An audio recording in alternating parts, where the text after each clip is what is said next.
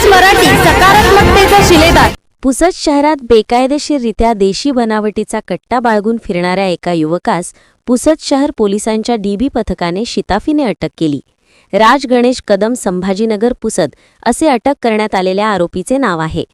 अंगजडती दरम्यान आरोपीच्या शर्टाच्या आत कमरेला पॅन्टमध्ये खोचलेला लोखंडी धातूचा देशी बनावटीचा कट्टा आढळून आला।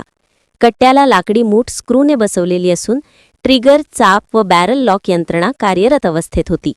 बॅरलची लांबी सुमारे 15 सेंटीमीटर तर मुठीची लांबी 31 सेंटीमीटर असल्याचे आढळले। सदर कट्ट्याची अंदाजे किंमत 10,000 रुपये असल्याचे पोलिसांनी सांगितले।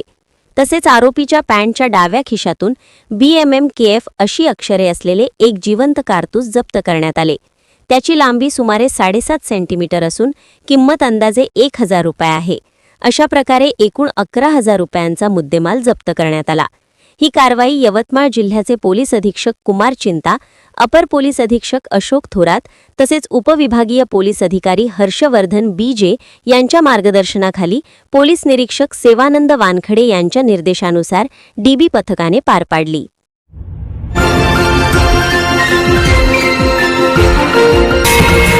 विदर्भ न्यूज मराठी, सकारात्मकतेचा शिलेदार।